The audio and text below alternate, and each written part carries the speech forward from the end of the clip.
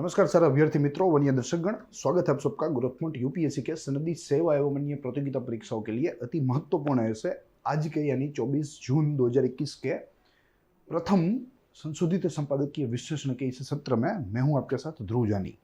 आज दो सत्रों में बात करनी है, दोनों ही लेख द हिंदू से है। इनफैक्ट काफ़ी दिनों के बाद हमें इतने अच्छे गुणवत्तापूर्ण लेख मिले हैं, दोनों ही द हिंदू से है। एक के ऊपर एक के बाद एक उनकी बात करेंगे। सबसे प्रथम कश्मीर का मुद्दा है, जो पुनर्गठन कानून लाया गया 2019 में हमारी केंद्र सरकार के द्वारा, उसके क्या आज रिपरकशंस है, क्या उसकी जो असर है जो भारत के ऊपर सकारात्मक हुई है क्या नकारात्मक हुई है, उसका मूल्यांकन करता लेख है। देखेंगे, चीज़ों को समझेंगे। महत्वपूर्ण लेख है, कंटेंट भी काफ़ी अच्छा है। आमतौर पे ऐसे जो मुद्दे होते हैं वो हमारी मुख्य परीक्षाओं में हमें काम लगते हैं। मुख्य परीक्षा वो हमारे इंटरव्यू में प्रिलिमिनरी पॉइंट ऑफ व्यू से या प्रिलिमिनरी एग्जामिनेशन के ऊपर इनका प्रत्यक्ष असर जो है वो नहीं पड़ता, मगर हमारी मेंस के लिए, हमारे इंटरव्यू के लिए और सामान्य ज्ञान के लिए बहुत ही वर्दी लेख है, बहुत ही महत्वपूर्ण लेख है। जैसा टाइटल आपको दृश्यमान है, the Kashmir outreach and the Afghan storm, यानी कि अब इस कश्मीरी मुद्दे में भले ही ये भारत का आंतरिक मुद्दा है, मगर अब इसमें ऐसे बाह्य कारक है जो कि इस पूरे मुद्दे को प्रभावित कर सकते हैं। इस चर्चा में जानना है हमें कि कैसे ये कारण जो है, पहले तो वे क्या है और कैसे भारत की रणनीति को कश्मीर को लेकर प्रभावित कर सकते हैं। चीज़ों को समझेंगे, देखेंगे। ऑन द अदर साइड, जैसे आपको यह दृश्य जो है दिख रहा है कि there is a heavy security deployment in Kashmir in the entire union territory region. तो इस भारी डिप्लॉयमेंट से ही आज जो परिस्थिति है, जो शांत हालत है, ठीक है, वो बनी है। मगर कब तक हम लोग यहाँ इस तरह से डिप्लॉयमेंट जो है वो जारी रखेंगे? तो काफ़ी सारे प्रश्न है, काफ़ी सारी चीज़ें हैं जो कि हमें कश्मीर को लेकर जो है एक जिज्ञासा उत्पन्न करती रहती है। उनमें से कुछ एक सवालों का यहाँ आज जो है समाधान हो सकता है। आपके जो सवाल है आपके मन में कश्मीर को लेकर, कश्मीर पुनर्गठन जो कानून है उसको लेके, उसकी क्या उसके असर की क्या वास्तविकता है, ठीक है, उसकी भी चर्चा यहाँ की गई है। साथ ही में केंद्रीय जो मंत्रालय है या केंद्रीय आज का जो नेतृत्व है वो कैसे अब कश्मीर में हालात को सामान्य बनते हुए देख सकता है या देख रहा है। तो ये सारी चीज़ों को हम समझेंगे। ये डिजिटल रेप्लिका है इस पर्टिकुलर लेख की, जो कि सुहासिनी हैदर के द्वारा लिखा गया है, जो कि को एडिटर है द हिंदू ग्रुप की ही। और अगर इस लेख का हम लोग रिलेवेंस देखें, एग्जाम रिलेवेंस, तो मुझे लगता है कि जीएस पेपर 2 के साथ ये मुद्दा संबंधी है, I mean 3 के साथ, I am sorry, and it is security.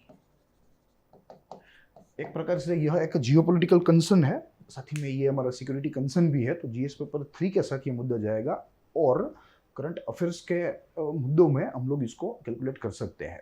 Current affairs यानी कि पिछले कुछ दिनों में जो महत्वपूर्ण घटनाएं हैं जिनका असर भारत के राजतंत्र के ऊपर हो सकता है, ये सारी चीज़ों जो है वो यहाँ समाहित है।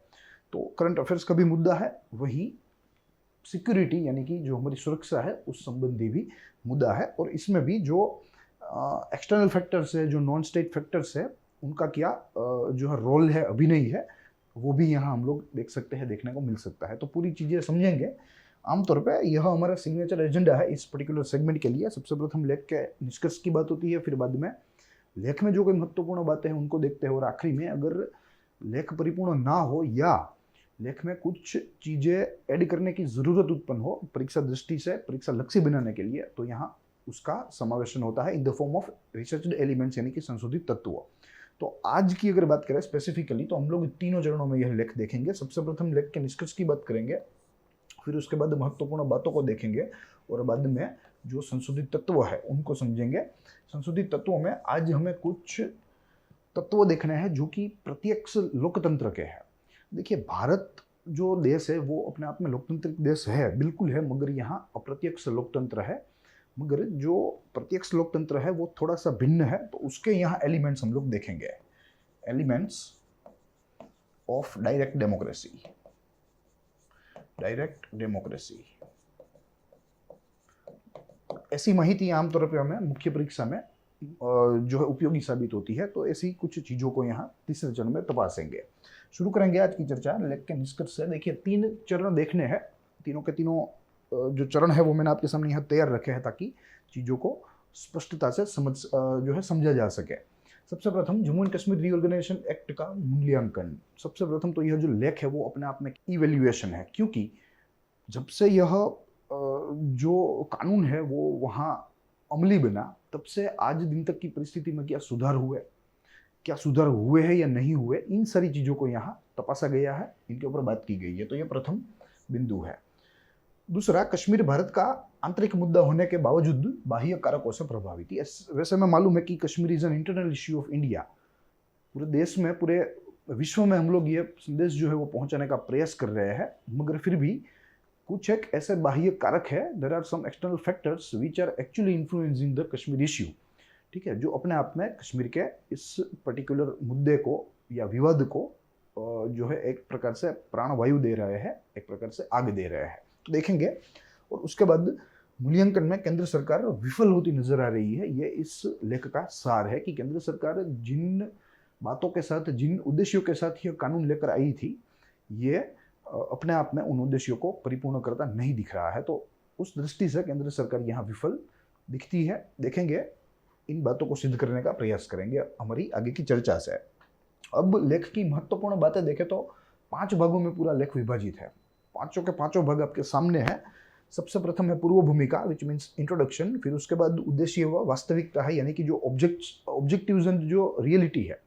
ठीक है, तब जो क्या ऑब्जेक्टिव्स थे, आज की क्या रियलिटी है, उनको यहाँ तपासा गया है। सीमा परिस्थिति, जो बॉर्डर सिचुएशन है, प्रिवेलिंग बॉर्डर सिचुएशन, उसकी बात की गई है। कश्मीर क्या एक आंतरिक मुद्दा है, ऐसा यहाँ सवाल पूछा गया है। और अगर आंतरिक मुद्दा है तो आज जो विश्व में जो वातावरण बना है वो क्यों बना है, उसको लेकर यहाँ चर्चा की गई। और आखिरी मुद्दे में यूएस की भूमिका। तो यह एक प्रकार से बाह्य फैक्टर है, एक्सटर्नल फैक्टर है यूएस का। यूएस के साथ यहाँ चीन का भी एक्सटर्नल फैक्टर है, अफगानिस्तान का भी है। तो ये सारी चीज़ें देखनी है जो इस चर्चा के तहत हम लोग देखेंगे। शुरू करेंगे, एक के बाद एक मुद्दों को समझेंगे। प्रति मुद्दे में 2-3 जो है उप मुद्दे हैं, उन सारों को देखते चलेंगे। सबसे प्रथम पूर्व भूमिका।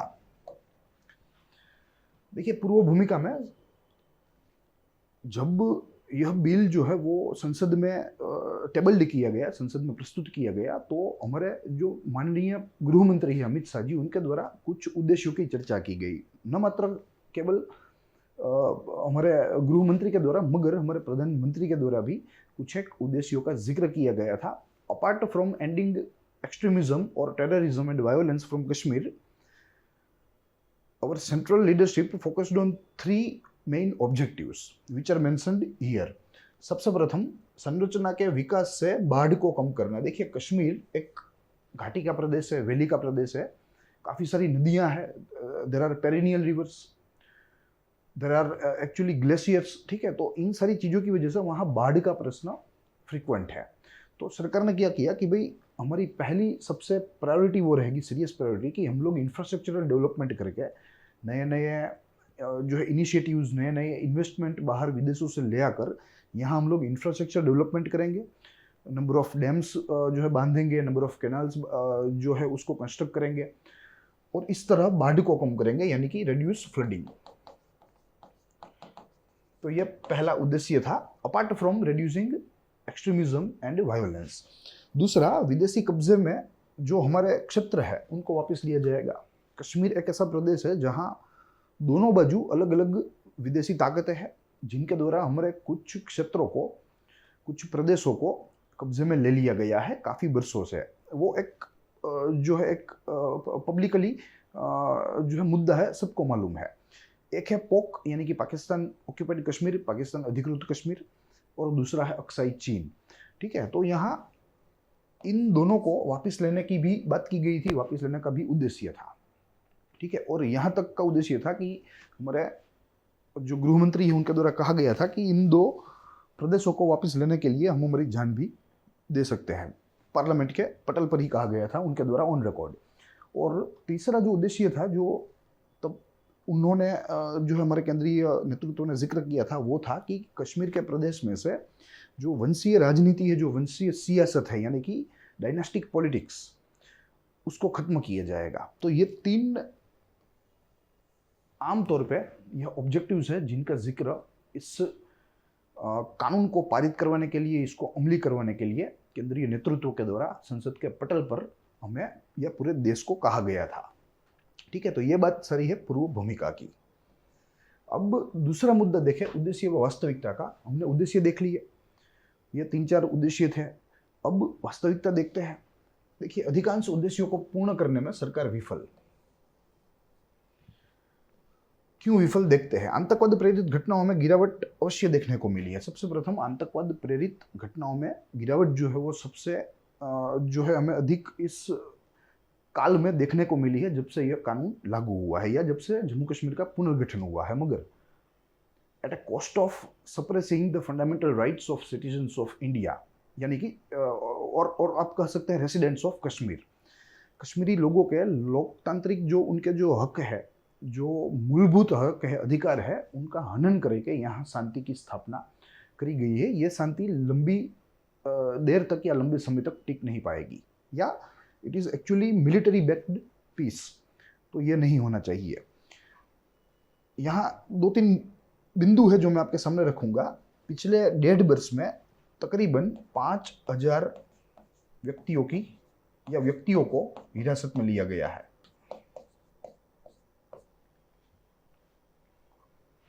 दूसरा बिंदु कहता है कि विश्व में लोकतंत्र देश में सबसे लंबा जो इंटरनेट शटडाउन था वो कश्मीर ने देखा after implementation of reorganisation act, and that was of 213 days.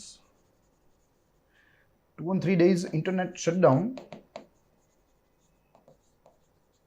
Is actually longest in any democracy, और इसके लिए पूरे विश्व में भारत की जो केंद्र सरकार है उसकी निंदा भी काफ़ी सारी की गई थी। और तीसरा बिंदु है हैवी डिप्लॉयमेंट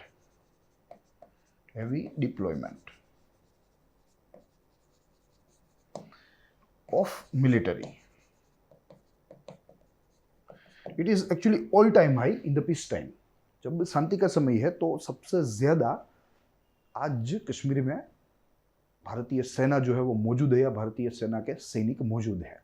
तो इन सारी चीज़ों से ये हम लोग सार निकाल सकते हैं कि जो उद्देश्यों की बात, जो वादे तब की केंद्रीय सरकार ने किए थे, यहाँ वो एक भी परिपूर्ण होते नहीं दिख रहे हैं। साथ ही कोरोना की महामारी ने इस सारी परिस्थिति को और बदतर बना दिया, क्योंकि अब जब नागरिकों का आम जीवन भी इंटरनेट से चलता है, जैसे टेलीमेडिसिन ले लीजिए, ऑनलाइन एजुकेशन ले लीजिए, वर्क फ्रॉम होम ले लीजिए, ठीक है, तो ऐसा समय में यहाँ इंटरनेट शटडाउन वो अपने आप में कश्मीर के लिए और हानिकारक है, कश्मीर के अर्थतंत्र के लिए और हानिकारक है। गरीबी में बढ़ावा देखने को मिला इन समय में, भले ही वो कोरोना फ्यूल्ड है, मगर फिर भी नहीं होना चाहिए। फिर भी केंद्र सरकार को कुछ जो है यहाँ कदम उठाना चाहिए।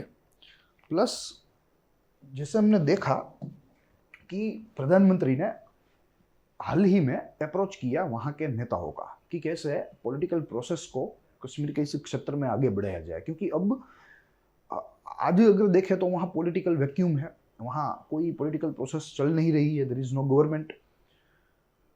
तो यहाँ लेखक ने एक कटाक्ष किया है कि अगर सरकार को यही करना था, अगर सरकार को इन लोगों के साथ मिलकर सरकार बनानी ही थी, सरकार चलानी ही थी, तो इन्होंने तब जो दावा किया था कि हमारा जो विज़न है वो इनके विज़न से अलग है, ऊपर है, तो वो विज़न जो है, वो विज़न की जो उसका जो दावा था वो यहाँ चकनाचूर होता दिख रहा है, ऐसा लेखक ने क्लेम किया है। प्लस लेखक ने यह भी बताया कि इस प्रधानमंत्री के इस अप्रोच से या इस प्रकार की डिप्लोमेसी से ये भी तय होता है कि केंद्र सरकार के पास कोई अलग सा कोई भिन्न प्लान नहीं है कश्मीर को चलाने के लिए। वो इसी तरह पुरानी पद्धति से ही कश्मीर को या कश्मीर की सियासत को चलाना चाहते हैं। ठीक है, तो यहाँ प्रधानमंत्री के द्वारा जो कश्मीरी नेताओं के साथ वार्तालाप है वो अपने आप में नकारात्मक है। फिर उसके बाद कश्मीर में डीडीसी यानी कि डिस्ट्रिक्ट डेवलपमेंट काउंसिल को प्रमोट करने की बात की गई थी। जो सेंट्रलाइजेशन ऑफ पावर है वो यहाँ करने की बात की गई थी, तो ये बात भी आज हमें दिख नहीं रही है, क्योंकि यहाँ कोई ऐसा डीडीसी को मजबूत बनाने के लिए या कोई ऐसा कदम जो उठाया हो, ऐसी कोई घटना यहाँ कश्मीर के इस सियासत में नहीं घटी है। ठीक है, तो ये सारी चीज़ें हैं, ये सारी सूची है जो कि तब जब पुनर्गठन जम्मू कश्मीर पुनर्गठन अधिनियम जब पारित हो रहा था, संसद के पटल के ऊपर था, तब हमारे केंद्रीय नेतृत्व ने ये सारी चीज़ें कही थी। मगर इनमें से कुछ आज संपूर्ण हुई हो ऐसा हमें नहीं लगता। फिर उसके बाद देखें तो तीसरा बिंदु है इस लेख का, जो कि सीमा परिस्थिति, बॉर्डर सिचुएशन। देखिए, संसद में पोक और अक्साई चीन लेने हेतु जान देने का वादा जो मैंने जिक्र किया, हमारे होम मिनिस्टर अमित शाह जी ने बोला था, तो यहाँ ये वादा अब पूर्ण करना कठिन लग रहा है। प्लस चीनी की सीमा पर गतिविधि, चाहे वो गलवान हो, चाहे वो नेपाल की सीमा हो, चाहे वो अरुणाचल की सीमा हो, ठीक है, on the all fronts China is actually challenging India and Indian army.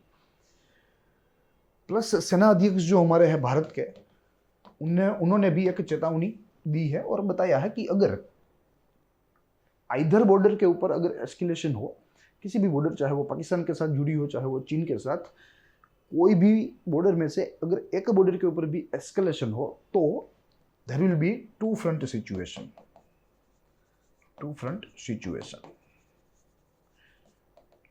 If we are fighting with China, then Pakistan will take advantage, and in case of fighting with Pakistan, China will take advantage। तो हमें इन सारी समस्याओं से या ऐसे सारे खतरों को ध्यान में रखते हुए हमारी रणनीति बनानी है, हमें आगे बढ़ना है। तो आज ये सीमा परिस्थिति है। प्लस स्टेटस को, जो पूर्वीय परिस्थिति लेने की बात है चीन के साथ चल रही है, वो अपने आप में पाकिस्तान के साथ चलनी चाहिए, मगर चीन की गुस्ताखी की वजह से आज हमें जो बात पाकिस्तान के साथ करनी चाहिए वो वार्तालाप हम लोग आज चीन के साथ कर रहे हैं, क्योंकि चीन ने गुस्ताखी की है, तो पहले वो मुद्दा जो हमारे प्रायोरिटी में आ गया है। अन्यथा आज दिन तक हम लोग पोक के रिस्टोरेशन की बात कर रहे थे, मगर आफ्टर अक्साई चीन इन 1960s right now China is actually expanding it's territory, ठीक है। तो इन सारी गतिविधियों से हमारी जो बॉर्डर सिचुएशन है या बॉर्डर सिचुएशन जो हमारी आशा थी, एक्सपेक्टेशन थी, वो चकनाचूर होती हमें यहाँ दिख रही है,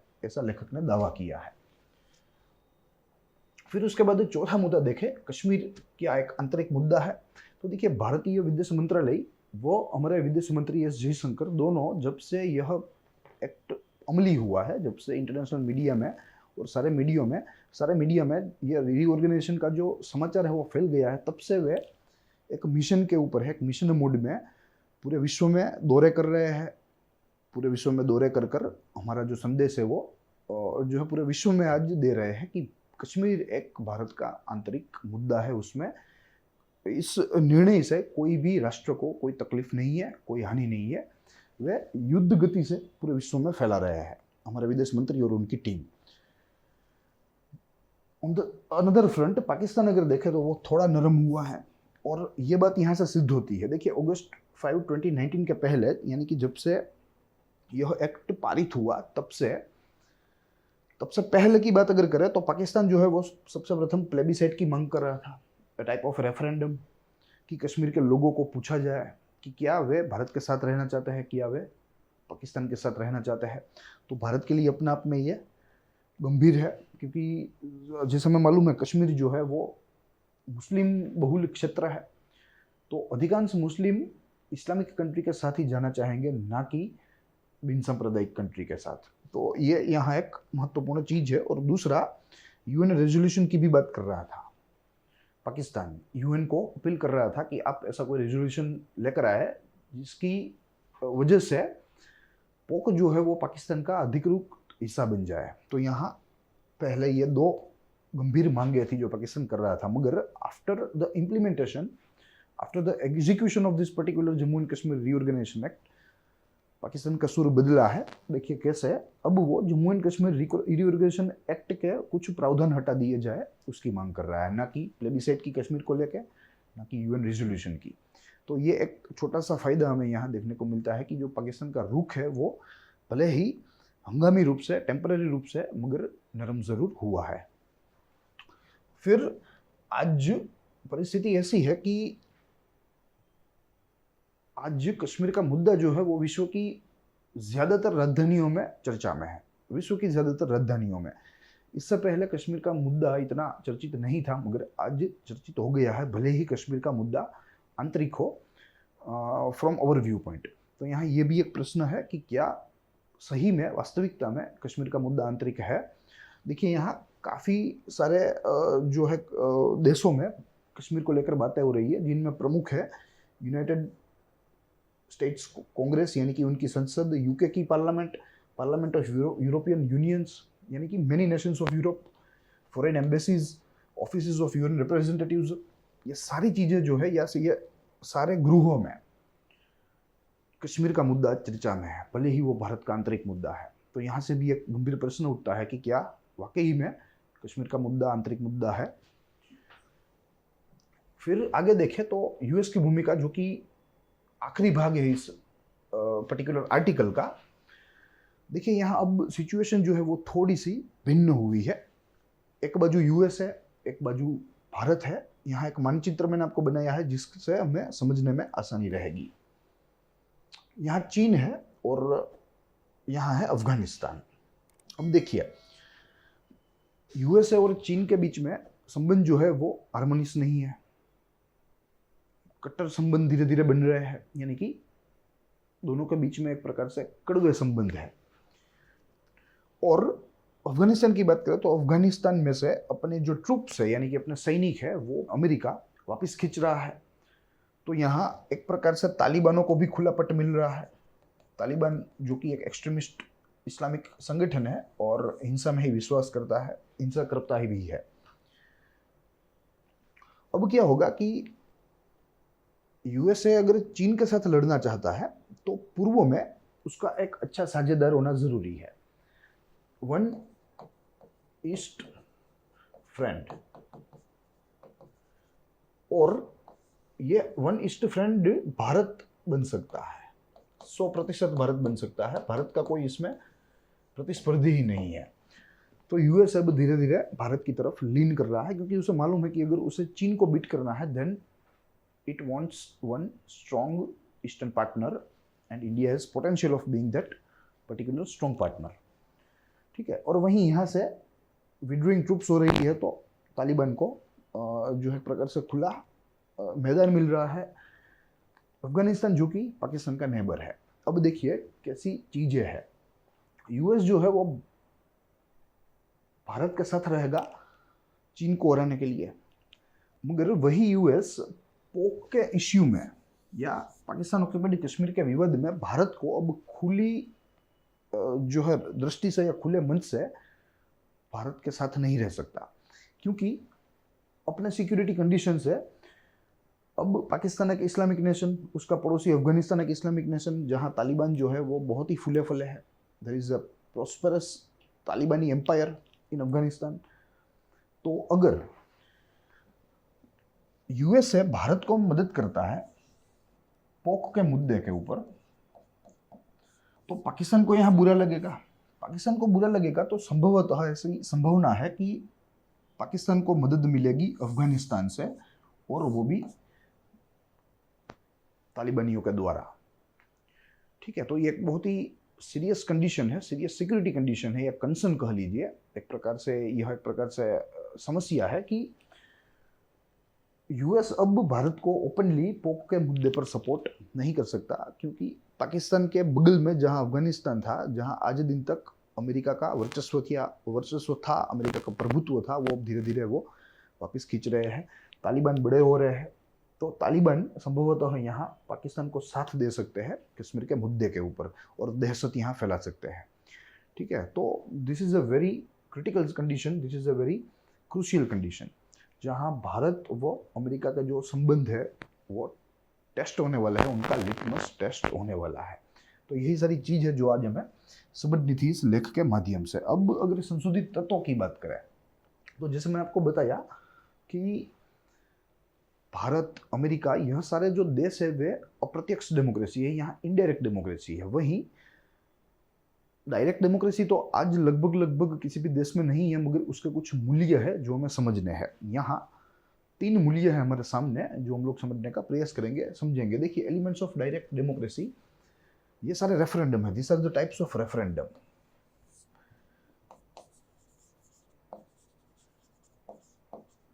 देखिए रेफरेंडम क्या होता है, लोकमत होता है।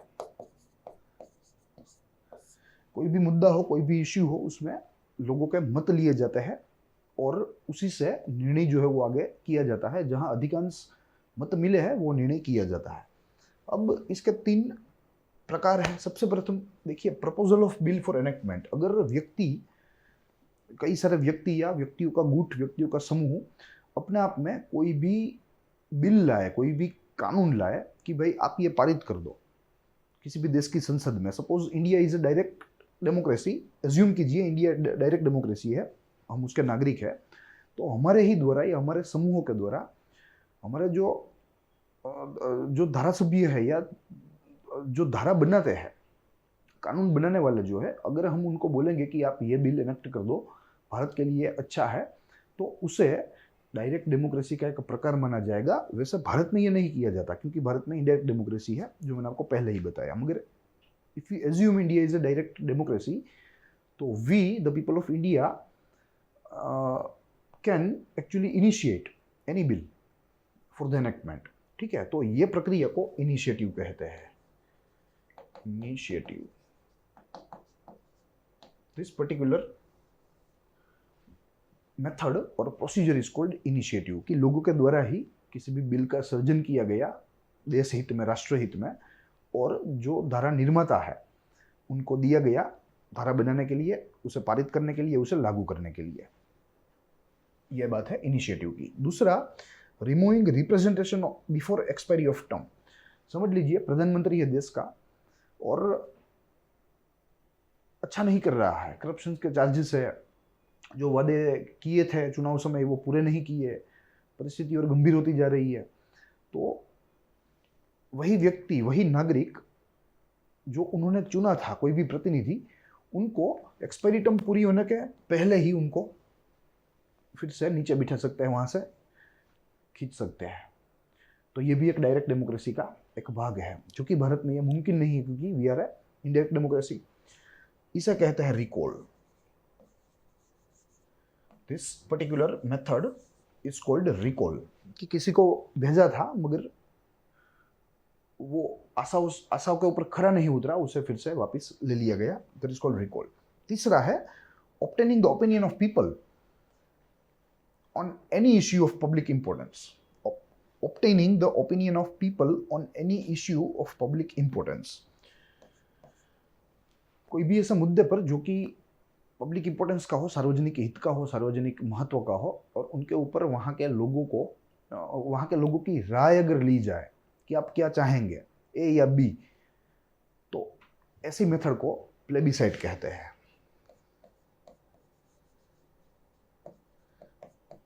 Plebiscite, and this is what Pakistan was demanding this many years before enactment of Jammu and Kashmir Reorganization Act 2019। ठीक है, this is the element which Pakistan was demanding for the Kashmir, कि कश्मीर के लोगों से पूछा जाए कि वे भारत के साथ जाना चाहते हैं, पाकिस्तान के साथ जाना चाहते हैं, उन्हें ही पूछा जाए। तो यहाँ ये प्लेबिसाइट है। आमतौर पर यह प्लेबिसाइट का उपयोग रीजनल या टेरिटोरियल जो डिस्प्यूट्स होते हैं,